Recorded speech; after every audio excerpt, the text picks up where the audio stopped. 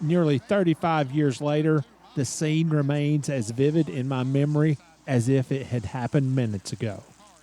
April 7th, 1990, Micahel Waltrip and Turn 2 at Bristol. If the mere look of an accident had anything to do with it being fatal, Micahel would have been a goner. From my seat in the front stretch grandstand several rows up from the start-finish line, I didn't have the best view, but the silence was all but deafening. Somebody dropped a wrench somewhere in the infield garage. You could hear it all the way up where I was. It was that quiet as we awaited word of Michael's fate. You may not believe in miracles, and that's fine. But those of us who were there at Bristol that day, you'd better believe we know full well what a miracle looks like. We saw one, and we haven't forgotten. Robert Pressley, it was contact between he and Micahel that started the whole thing. Shocker of shockers, there might very well have been a little more to the story than just another nudge on a NASCAR short track. I am so glad we're talking about that because this is something that Micahel has talked about many a times. Yeah. And I've never got to really go publicly and say exactly what happened. And this is perfect for the story. I'm driving for Alliance Tractor Trailer Training Center. Michael's driving for Ronnie Silvers, which lives here in Asheville, and just happened to be sponsored in a bunch of races by Blanton's Tractor Trailer Training Center. Okay. We had got into a little controversy kinda, because let me tell you, it was a rival between these two training centers to learn to drive tractor trailer, and they was only a mile and a half apart. So we kind of got into it at Hickory, You and Micahel. Micahel, bumping and everything. And somebody had said something called Blanton's wanted to beat Alliance, and, Alliance, hey, whatever it takes, we can't let the Blanton car win. Yeah. So now we go to Bristol. And then came the moment of truth. The racetrack's coming apart, so if you go back and look at the history, racetrack come apart, there's loose gravel up there and everything and rubber. And Michael's coming, and Spider says, 30 cars coming, he's second place or third place or whatever. And, I'm down on the apron like a slow car is. And whenever we come off of turn 2, this is where the controversy is going to start. I honestly, in my opinion, think that Mike was going to give me a little nudge to say, hey, boy, where are you at now? Where's this Alliance car at now? And Mike clipped my right rear tire. And whenever he did, he shot straight into that gate.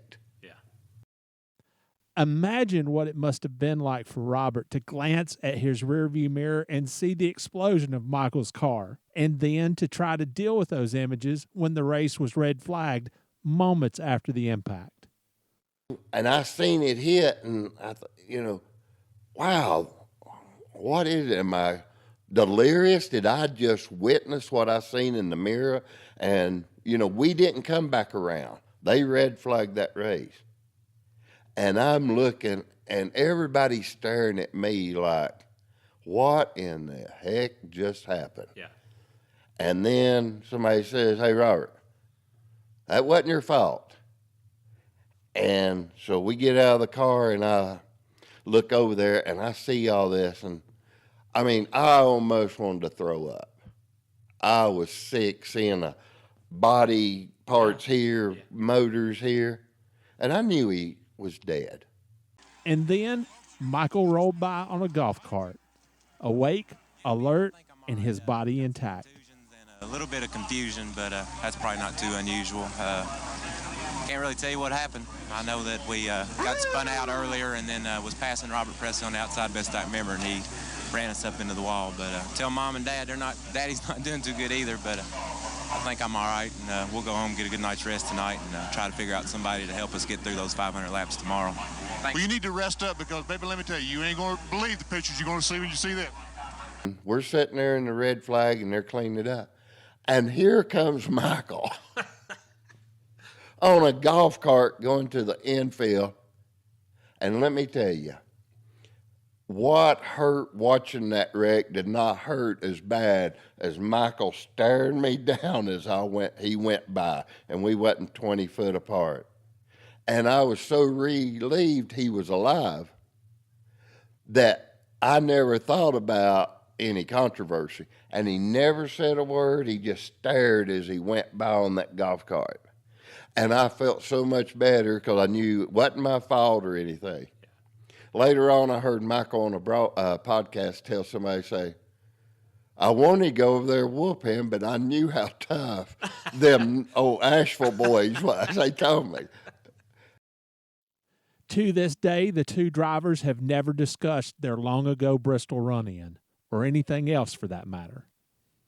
Me and Michael probably have not said 20 words together since that wreck. I mean, maybe in driver introduction, all the races we run. Yeah. It would be whenever we walked by each other, we just looked at each other. No words was ever spoken. But Darrell Waltrip, Michael's brother, oh yeah, he and Robert have talked.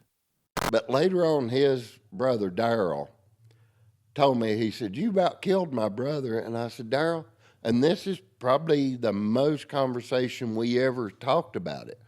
I said, Darrell, how did I do it? How did I wreck him? He said, well, whenever you turned him into that wall. I said, oh, I didn't know that I turned him in the wall. He said, yeah, when y'all come off the corner, you just turned him in the wall. I said, Darrell, you need to go watch the video. He's behind me. And, you know, I'm in Cup now. Yeah. This is years later. Yeah. I knew I was good, but I didn't know I could wreck somebody off the back bumper. And he just, well, I think you need to realize, Darrell come back to me the next week and said, we had always heard you put him in the wall. And he said, you know, all these years,